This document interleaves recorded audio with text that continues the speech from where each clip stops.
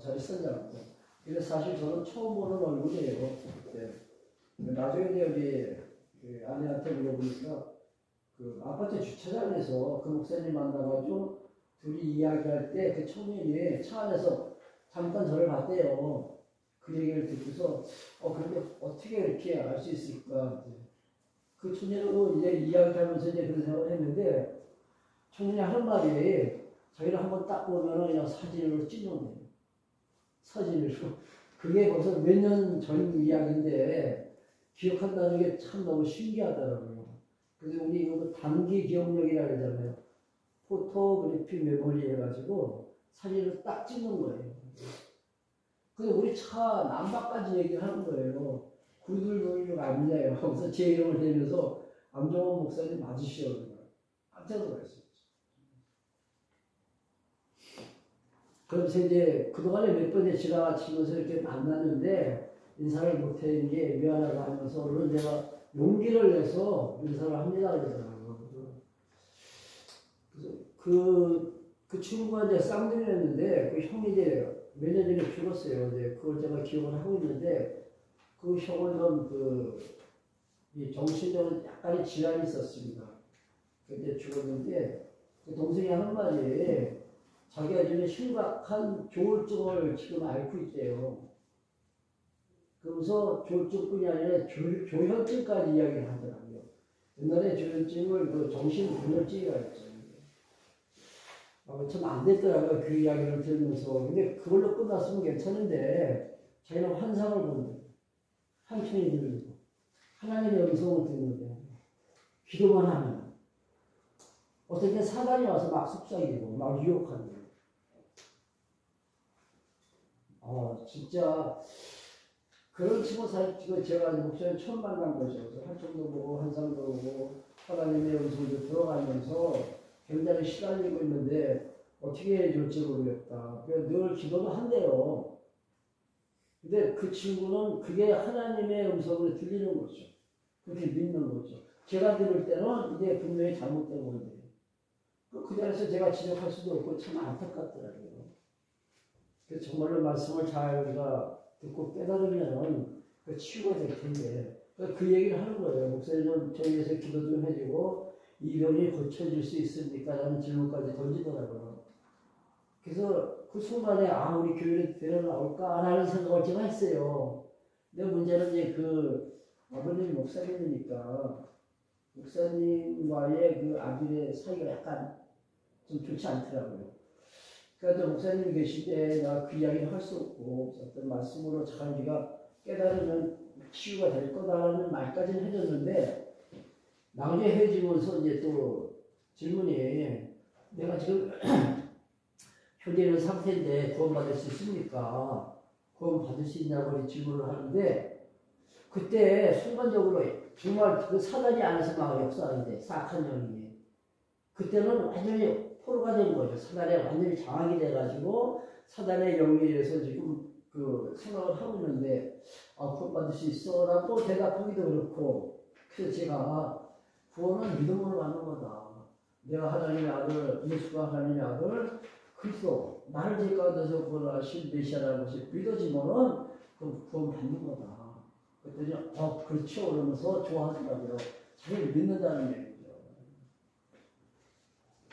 제가 이제 그 상담 공부하면서 9시 KBS 아침마당에 나와서 가끔씩 상담해 주시는 정신과 아주 유명한 의사가 있었어요. 그분이 이제 한 학기를 가르쳤는데 그때 제 배운 말씀 가운데 딱 두 가지가 생각이 나요. 그게 뭐냐면은 조현증 환자들 처음에 10초에 딱 다 보이지 그 조현증 치료가 이제 우리 수사님 잘 아시겠지만은 그 약을 복용하면 부작용이 심하잖아요. 우둔해지고 멍해지고 막 계속 이제 졸고 뭐 이런 부작용이 있으니까 조금 전 증세가 나아지면 약을 끊어야 되는 거예요. 그러면 절대 안 된대요. 그러니까 처음부터 3년인가를 꾸준히 약을 먹으면 치료가 가능한데 부모들이 정말 중간에서 끊기 때문에 결국은 이게 불치가 된다고 그 얘기를 하시더라고요. 그래서 또 한 가지가 뭐냐면은 그 조현증이 그분이 신앙이래요.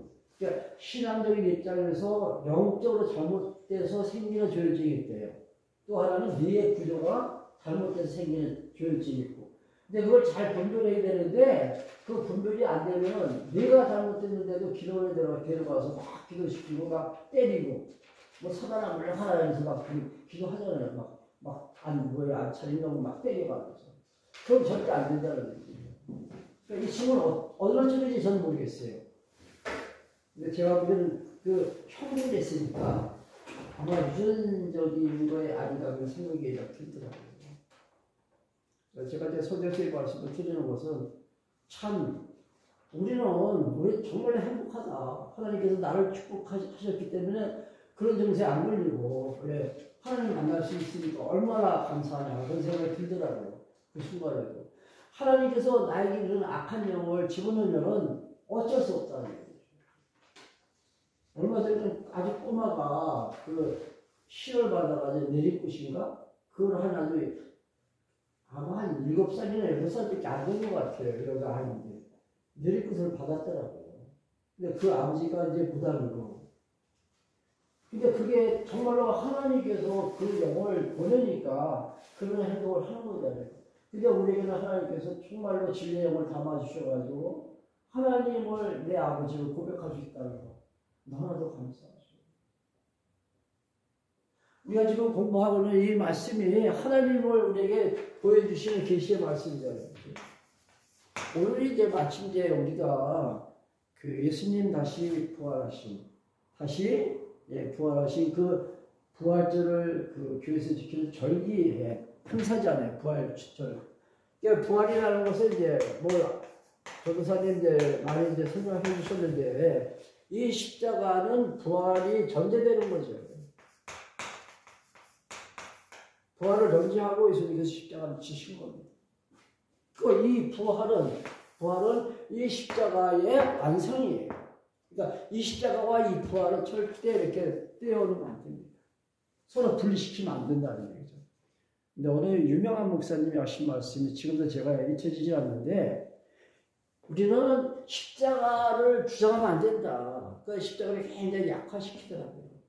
오직 부활이다. 부활만이 신앙이다 이렇게 말씀하시는데 이건 뛸 수 없는 겁니다. 십자가와. 이 십자가와 부활을 통해서 하나님 당신을 갖다 드러내시는 거지. 나는 약속한 대로 죽었다 다시 살아난다. 구약에서 언약한 대로 예수님 오셔가지고 십자가 지시고 우리를 위해서 죄 가운데서 죽으셨다가 다시 3일 만에 부활했다. 이 사건을 통해서 당신 살아계신 우리에게 보여주시는 거예요. 나는 살아있노라. 나는 살았다. 자, 우리 지금 민수기에서부터 민수기 31장부터 사사기까지 이 내용이 무슨 내용입니까?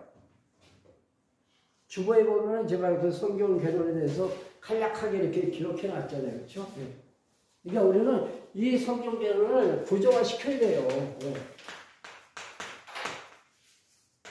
전체를 갖다가 우리 한눈으로 이렇게 볼 수 있는 이런 안목을 키워 나가야 된다는 얘기죠. 민수기 31장부터 사사기까지는 두 번째 언약에 대한 성취선언이죠. 두 번째 언약이 뭐예요? 하나님께서 땅을 주시겠다고 약속하신 이 언약에 대한 성취선언입니다. 이거를 통해서 무엇을 드러내요? 하나님 살아계심을 드러내신다. 첫 번째 언약은 자손을 하나님께서 번창시켜 주시겠다고 약속하신 대로 자손이 번창된 것을 통해서 나는 살아있노라. 나는 살아 존재하노라. 이제 우리 사사기 룻기서 마치면은 세 번째 넘어가죠. 룻기서부터 이제 그 교단적인 어떤 매개 역할을 합니다. 그러니까 룻기서에는 이제 왕국을 세우실 준비, 즉 그 왕조가 다윗인데 다윗을 출생시키는 장면이 룻기서에 나오잖아요. 그러니까 이 세 가지 모든 언약이 이렇게 성취되는 것을 통해서 나는 살아 존재한다. 당신의 존재 그리고 당신의 속성을 갖다 드러낸다. 이걸 우리가 연구해 두고 우리가 사사기를 공부하자는 얘기죠. 지난번에 2시간에 걸쳐서 아마 갔더니 말씀드린 것 같은데 오늘 이제 이어갑니다. 예, 이어가는데 이거 이제 잊으면 안 된다는 얘기죠.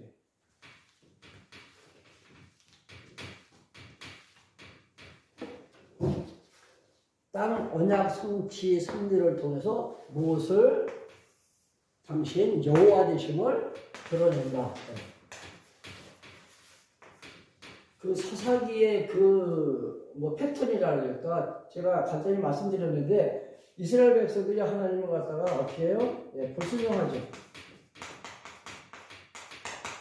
하나님께 배반, 우상을 섬긴다는 얘기입니다.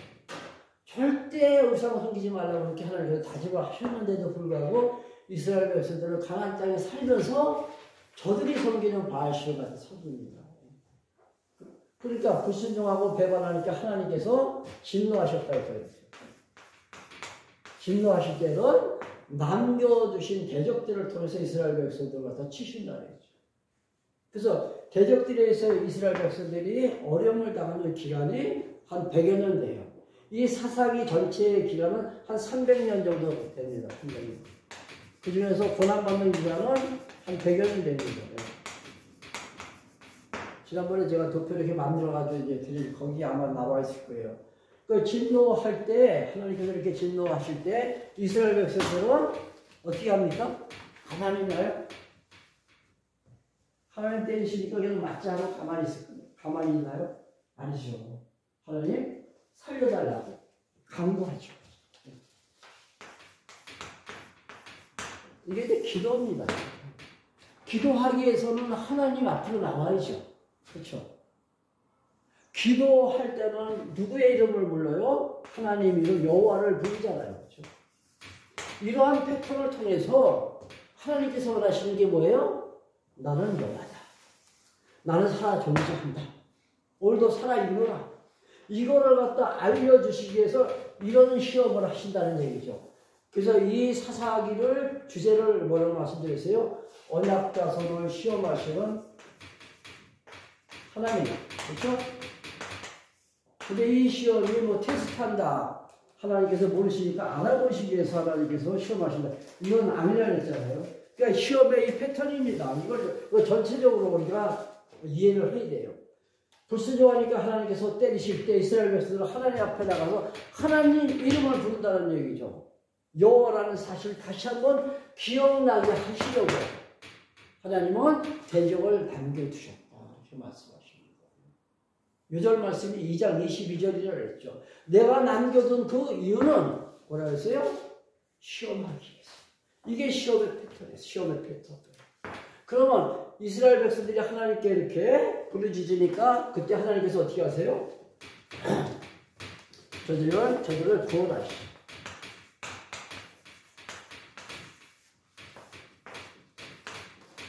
이 순환적인 구조가 300년 동안 이어진다는 얘기죠. 그 하나님께서 한번 구원해 주셨으면 정신 차려야 될 텐데 아니에요. 계속 나오는 단어가 뭐냐면은 읽어보면은 12명의 사사를 세울 때마다 저들이 또라는 말이 계속 나오거든. 반복적으로 또 여호와 앞에 악을 행함으로 이렇게 나와요. 내가 대적을 붙여서 이스라엘을 하나님께서 치셨다 이렇게 나오죠. 그때 하나님은 사사를 세우십니다. 사사를 통해서 다시 이제 구원시켜 주실 때 이스라엘 백성들은 누구를 기억해야 돼요? 다시 말씀드립니다. 하나님은 여호와시라. 이걸 기억해야 된다는 얘기예요. 이거 보면 잠시예요. 하나님께 구원하실 때 이스라엘 백성들은 무엇을 누릴 수 있냐면 평안을 누립니다. 그렇죠?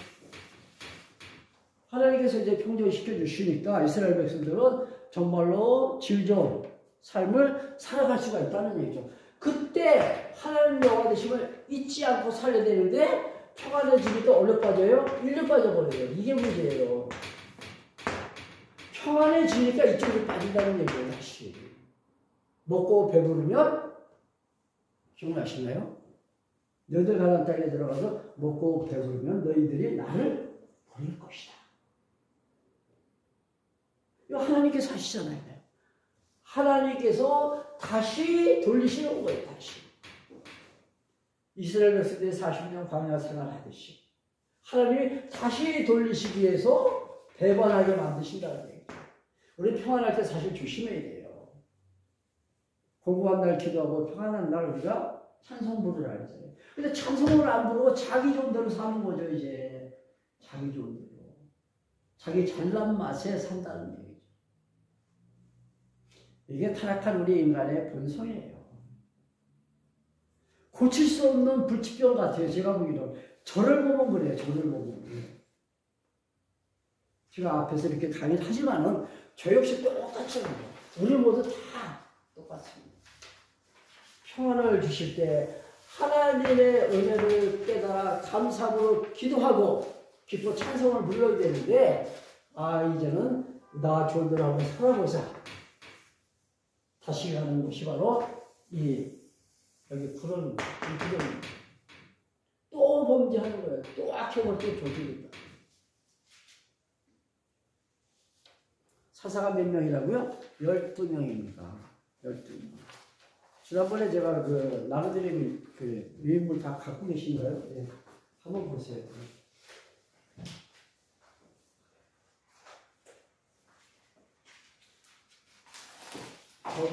거기 또 있어요. 뒤에 뽑아줘요. 뒤에 지훈이 그 뒤에 있잖아요. 두 장.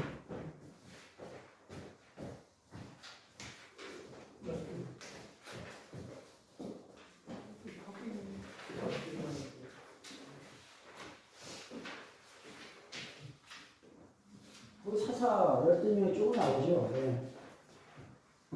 밑에 보니까 압제당한 그 연수가 181년이네요. 그 사사들이 다스리던 그 해는 296년. 이게 뭐 정확한지 모르겠습니다. 인터넷에 이제 떠도는 자료를 제가 이제 찾아가지고, 예. 근데 첫 번째 이제 그 사사가 온니엘, 에훗, 삼갈, 드보라, 기돈, 불라, 아일, 입다, 입산, 엘론, 압돈, 삼손 이렇게 나옵니다. 근데 다 할 수는 없어요. 그러니까 오늘은 기도원, 다음 시간에는 삼손에 대해서 이렇게 한번 살펴보고 이제 사사기를 마칠 겁니다. 근데 그 사사를 하나님께서 세우실 때 성별에 관계없이, 남자, 여자 상관없이, 그리고 나이도 마찬가지입니다. 어린이나 아니면 노년이나 관계없이 하나님께서 사사를 세우십니다. 그리고 살고 있는 지역도 마찬가지고 그들이 어떤 신분을 가졌든지 그것도 하나님께서 전혀 관여치 않습니다. 신체적인 조건도 하나님은 묻지 않습니다. 그러니까 성별, 나이, 신분, 신체적인 조건 이거 전혀 무관하게 하나님께서 사사를 세우신다.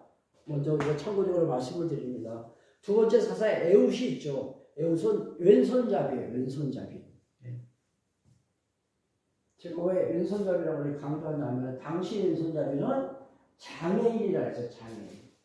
정상인이 못 됩니다. 근데 장애 취급을 받고 있는 그 에훗을 하나님께서 사사를 세우셨다는 얘기죠. 자, 세 번째 사사. 첫 번째는 그냥 지나갔습니다. 세 번째 사사는 삼갈입니다. 삼갈. 삼갈은 이제 납달리 지역에서 이제 사사 역할을 했는데 그는 이제 가축을 키우는 낭농입니다. 낭농. 짐승을 키우는 낭농이죠. 근데 그 삼갈에 의해서 이제 블레셋 사람 600명을 사살시키죠. 그 다음에 네 번째가 드보라. 드보라는 아시죠? 드보라가 바로 여자입니다. 여자 사사. 이건 에브라임 지역에서 이제 활동을 하는데 그 에브라임 지역에 지난번에 그 여호수아서 우리 공부할 때 철병거가 있기 때문에 난도교파는 이 사건은 기억나시죠? 이스라엘 백성들이 점령하지 못하고 왜? 철병거가 있기 때문에 하나님께서 함께 하심에도 불구하고 너무나도 그 중무장하고 있으니까 감히 접근을 못했다는 도전을 못한 거죠. 근데 이 철병거를 갖다가 누가 이 여자 사사 드보라가 그 군대를 갖다 완전히 전멸시킵니다. 어떤 방법으로? 하나님께서 하셨죠. 하나님께서. 드보라가 할 수 있는 재주는 없잖아요. 그렇죠? 마침 그때 비가 많이 왔어요. 근데 철병거는 전차입니다. 비가 오니까는 전차가 어떻게 돼요? 움직일 수가 없죠. 전차가. 신형 전차라면 뭐 물 위도 이렇게 가니까 상관이 없겠지만은 옛날에 어떤 마차인지 모르겠지만은 그 땅이 질퍽질퍽하니까 움직이질 못한 거예요. 그러니까 그 적군들이 이 철병거를 놔두고 그냥 도망갑니다. 도망가는 거를 이제 그 적진에 있는 한 여인이 그 적군의 그 대장을 갖다가 죽여요. 그런 사건이 있습니다. 그리고 다섯 번째가 이제 기드온이에요. 기드온은 이제 므낫세 그 지파인데 그 므낫세 지역을 갖다가 이제 다스리게 됩니다. 므낫세의 그 형제가 누구죠? 혹시 므낫세가 누구 아버지인지 기억나시나요? 12집 가운데 요셉, 그렇죠? 요셉의 아들 둘이 있습니다. 네. 형이 누구예요? 먼저 태어난 자가 므낫세, 동생은 에브라임. 근데 사실 이 므낫세가 장자권이 박탈되죠. 그 역대기 상 그 족보가 쭉 이렇게 나열될 때 보면은 하나님께서 므낫세 대신 이 에브라임을 갖다가 장자로 하나님께서 택하십니다. 그 장자권을 획득하죠, 에브라임이. 남북이 이렇게 분단되면서 남쪽 유다는 다윗의 왕조를 따라서 이어가고 북쪽은 에브라임 지파에서 누가? 여로보암이 북쪽 이스라엘 갖다가 세웁니다. 그 여호수아도 이 여로보암 사람들, 그러니까 이 여로보암 지파에서 유명한 사람들이 많이 등장해요. 이건 참고적으로 말씀드립니다. 근데 이 므낫세 그 지역에서 지금 누가 활동하냐면은 기드온이 활동을 하는 거예요. 당시는 사실 어딥니까? 미디안 사람들이 이제 쳐들어와가지고 이 지역, 에브라임 이 지역이 굉장히 어려움을 많이 당하고 죄송합니다. 이 므낫세 이 지역이 굉장히 많은 어려움을 당하고 있을 때 그때 하나님께서 기드온 사사를 갖다가 세우십니다. 그 기드온을 하나님께서 부르실 때 한번 1절 한번 먼저 보겠습니다. 6장 1절 한번 보세요.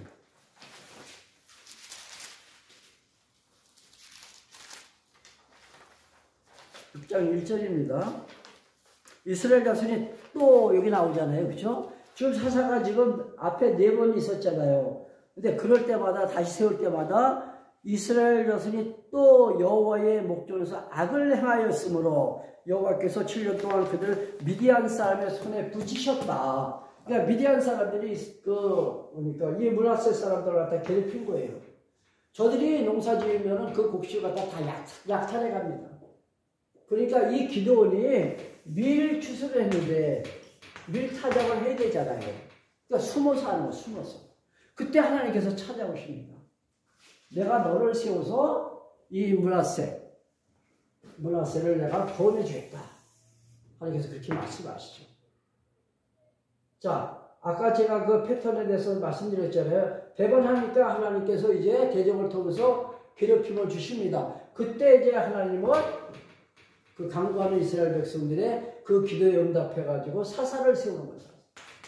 그때 세워진 사사가 바로 이 기드온이에요. 근데 기드온이 나는 농부의 아들이고 나는 우리 형제들 가운데 가장 못났다. 그래서 이제 사양을 하죠. 하나님은 사사를 세우시겠다고 말씀하시지만 나는 못하겠습니다. 그 사양을 합니다. 그때 하나님께서 하시는 말씀이 너는 큰 용사다. 이게 아마 6장 12절인가 13절이 나올 거예요. 너는 큰 용사다. 왜? 내가 너와 함께 할 때문에. 한번 찾아봅시다. 6장 13절 될 것 같은데. 12절. 예. 기드온이 그에게 대답하되 오 나의 주여 여호와께서 우리와 함께 계시면 어찌하여 이 모든 일이 우리에게 나타났나이까. 우리 조상들이 일찍 우리에게 이르기를 여호와께서 우리를 애굽에서 올라오게 하신 것이 아니라. 예, 이게 아니고 어디 있는데 12절. 12절. 12절이요. 12절입니까? 아, 예. 여호와의 사자가 기드온에게 나타나 이르되 큰 용사여 여호와께서 너와 함께 하시리라. 너는 약하지 않다. 너는 큰 용사다. 왜 하나님께서 요 사사를 세우셨고 왜 하나님께서 이 약한 기드온을 하나님께서 부르셨는가? 당신의 무엇을 드러내기 위해서 당신의 크신 능력을 내가 한다. 약한 자를 세우시는 이유는 당신 크심을 드러내시려고. 만약에 강한 자가 나와서 싸웠을 때는 인간이 전부 힘이 좋으니까 힘이 세니까 승리했구나 이런 착각에 빠질 수가 있잖아요. 하나님은 사사를 여사사 또는 왼손잡이 또는 이렇게 약한 이 기도를 하나님께서 들어 쓰셨다는 얘기죠. 그때 이제 기도원이 하는 말이 하나님께 이제 묻습니다. 그동안에 그 미디안에 의해서 어려움을 당할 때 하나님이 과연 살아계실까? 그런 회의와 갈등에 빠져 있었겠죠. 하나님이 언약해 주신 이 땅이라면 왜 이 대적들로 인해서 우리가 이렇게 어려움을 당해야만 됩니까? 하나님께 묻습니다. 그게 아까 제가 읽다 말한 13절이에요. 다시 한번 볼게요. 기도원이 그에게 대답하되 오 나의 주여 여호와께서 우리와 함께 계시면 어찌하여 이 모든 일이 우리에게 나타났나이까? 또 우리 조상들이 일찍이 우리에게 이르기를 여호와께서 우리를 애굽에서 올라오게 하신 것이 아니냐 한 그 모든 이적이 어디 있나이까? 이제 여호와께서 우리를 버리사 미디안의 손에 우리를 넘겨주셨나이다. 어려움을 당할 때 많은 사람들이 이제 하나님에 대한 어떤 회의를 갖게 됩니다. 그렇죠? 지금도 마찬가지예요. 그렇죠? 우리가 예수 안에 살면서도 때로는 불신앙적인 그런 생각들을 많이 하게 되잖아요. 내가 이렇게 힘들고 어려울 때 하나님 어디 계셔? 하나님은 나를 버리셨나 봐. 아니면 하나님은 안 계신 거 아니야? 똑같은 생각을 하고 있다.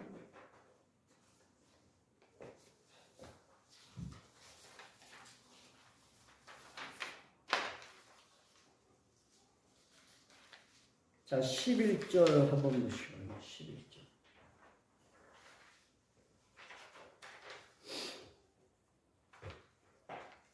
여호와의 사자가 아비에셀 사람 요아스에게 속한 어브리에 이르러 상수리 나무 아래 앉으리라. 이건 이제 밀타작하는 그 장면입니다. 넘어가겠습니다. 14절. 여호와께서 그를 향하여 이르시되 너는 가서 이 너의 힘으로 이스라엘을 미디안의 손에서 구원하라. 내가 너를 보낸 것이 아니냐 하시니라. 자, 이 내용만 보면은 누가 지금 싸워요? 미디안 내 힘으로 가서 싸우라는 거죠. 만약에 미디안이 이겼다면, 기드온이 승리했다면 그 공은 기드온이 그 공을 받게 되죠. 내 힘으로, 기도원 내 힘으로 싸우라는 거예요. 참, 여기서 우리가 사실 혼란을 겪게 됩니다. 하나님께서 하시는 모든 사역은 하나님 당신의 능력으로 이루어가시는데 때로는 이런 표현이 있으니까 이거 기도원이 싸워서 이긴 거 아니냐 이렇게 나온다는 얘기죠. 결론을 말씀드리면은 미디안과의 전쟁에서 이 기드온이 승리합니다. 이스라엘이 승리한다는 거예요. 기드온이 이제 하는 말이 있어요. 자, 당신 살아계시고 내가 당신을 보내신 사사라면 그것을 입증할 수 있는 표시를 하나 보여주십시오. 표징이죠, 표징. 그 유명한 양털. 사사기 한번 읽어보세요. 기도원이 이제 밤에 양털 한 뭉치를 이렇게 마당에 넣습니다. 그리고 하나님께 기도해요. 하나님, 만약에 당신 살아 계시다면은 오늘 밤 이 양털에만 처음에 어떻게 나오죠? 양털에만 비가 내리고 그 주변에는 비가 오지 않게 해달라. 제가 반대인지 지금 잘 모르겠어요. 착각하는 건지 잘 모르겠는데 그대로 됐어요. 근데 그 기도원이 그걸로 끝나야 되는데 다시 한번 하나님께 다시 또 재차 또 하나님께 또 강구하죠. 반대예요. 이제는 양털만 깨끗하고 주위가 아까 비가 오게 해달라고 했다면 이제는 양털에만 비가 오고 주위는 마른 땅으로 이렇게 남게 해달라. 양털에만 비가 내리게 해달라는 얘기죠. 그러니까 두 번씩이나 하나님을 시험해요. 여기 보면 시험한다고 이렇게 말하고 있습니다. 시험한다. 자, 17절 보겠습니다. 39절 보세요. 39절. 기도원이 또 하나님께 여쭈되 주여 내게 노하지 마옵소서. 내가 이번만 말하니이다 구하옵나니 내게 이번만 양털로 시험하게 하소서. 원하옵건대 양털만 나누고 그 주변 땅에는 다 이슬이 있게 하옵소서. 예. 첫 번째 기도, 첫 번째 하나님께 그 강구한 것은 반대예요. 예. 근데 이번에는 양털에만 비가 내리고 그 주변 땅은 마르게 해달라는 얘기죠. 이걸 지금 뭐라 그래요? 기도는 시험이라는 시험.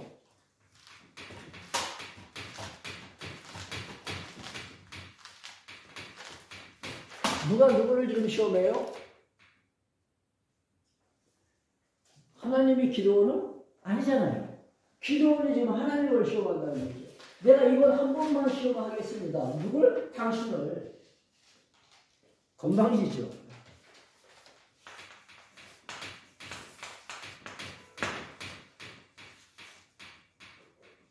그 주제가, 사사기 주제가 뭐라 그랬어요? 언약자손을 시험하시는 하나님. 이 시험이 테스트가 아니다라는 것을 우리 이제 이미 다 정리가 됐잖아요. 근데 그 2장 22절 6절 말씀에서 내가 남겨둔 이유는 시험하겠다. 이때 시험은 뭐냐 하면은 확증시켜준다는 뜻입니다. 입증시킨다. 지금 여기 나오는 그 지금 몇 절? 39절이죠? 6장 39절. 여기서 이 시험, 지금 기도원이 하나님께 두 번 강구할 때 시험하오니 이때 시험은 뭐냐면은 확증과 입증이 아니라 이때는 재련하다. 깨끗하게 하다. 아주 순수하게. 잡티 없이. 즉, 그 방송을 갖다 영광로 속에다 집어넣고 어떻게 합니까? 재련한다. 재련. 그렇죠? 네. 모든 불순물을 다 제거하고 정금 같은 금. 이거 하나 만들기 위해서 불순물을 다 제거하는 그 과정이 재련이에요. 재련. 이스라엘 백성들로 하여금 하나님 여호와 되심을 의심 없이 믿고 그를 경외케 하시기 위해서 이런 과정을 하나님께서 거치신다는 거예요. 이런 과정. 이렇게 정제된 믿음을 하나님께서 만드시기 위해서 시험하신다는 얘기예요. 이 모든 이 과정이 바로 이 사사기에서 말하고 있는 시험이다. 그렇게 이해하면 정확합니다. 하나님이 모르시니까 하나님께서 알아보시기 위해서 테스트한다. 그거는 처음부터 우리가 아니자는 것을 우리가 알고 있습니다. 그렇죠? 여기서도 지금 시험한다는 그 말이 바로 이거예요. 당신은 언약대로 이루시는 여호와 되심을 우리에게 알려주십시오. 한마디로 정리하면 그거예요. 이 고난과 역경을 통해서, 그렇죠? 고난과 역경을 통해서 당신 여호와 되심을 우리로 하여금 깨달아 알게 해주세요. 그 얘기가 지금 기도원이 하나님께 시험하는 그 시험이라는 얘기죠. 그러니까 지금 기도원이 하나님께 이렇게 구할 때 하나님께서 다시 한번 확인을 시켜주잖아요. 이 확증자예요.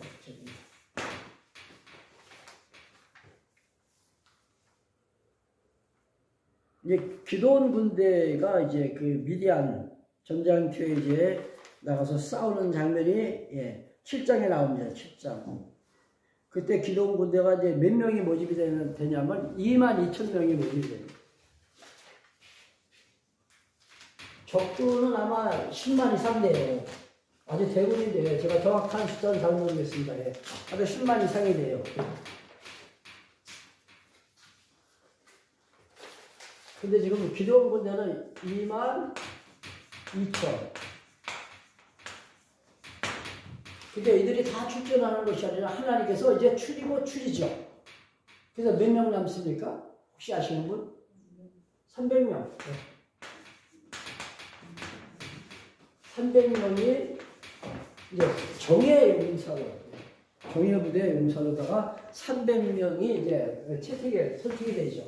그러니까 300명과 몇 명? 10만 이상의 그 대군하고 싸우는 거예요.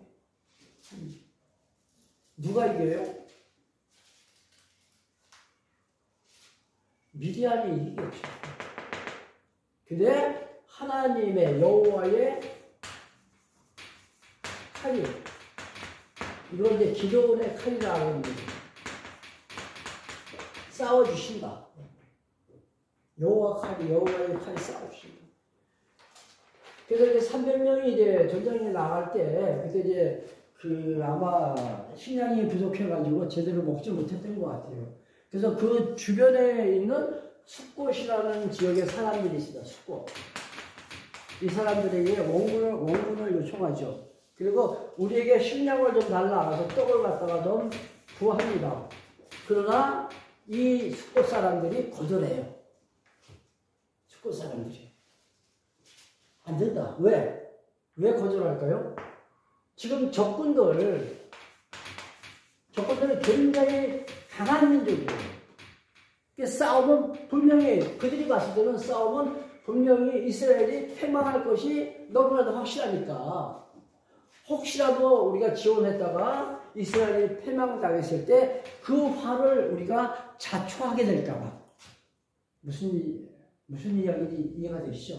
네. 그래서 거절을 해요. 이 숫곳 사람들에게 원군을 요청했지만 어떤 떡 좀 달라. 우리 배고프니까. 안 된다는 거예요. 그 이유는 나중에 이스라엘이 전쟁에서 졌을 때, 그때 자기들이 화를 당할까봐. 그때 기도원이 하는 말이 있습니다. 뭐라 합니까? 우리가 전장에 나가서 승리한 후에 숫곳 사람들 너희들을 갖다 내가 죽여버리겠다. 장담하는 거죠. 전쟁에 나가서 우리가 승리한 후에 너희들 내가 죽여버리겠다. 그러니까 정말 이스라엘이 승리하죠. 기도원이 전쟁에서 승리합니다. 그러니까 돌아오는 길에 죽여버려요. 지도자들을 다 명단을 확보해가지고 다 죽여버립니다. 이 장면을 우리가 봤을 때 어떤 생각 듭니까? 하나님이 이해되시나요? 이들이 무슨 큰 잘못을 했어요? 이들이 숫곳 사람들이.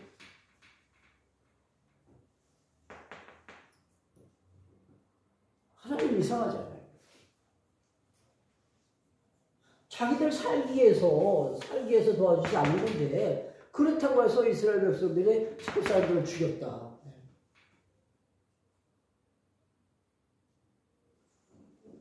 이 전투에서 아까도 말씀드렸죠. 여호와의 칼이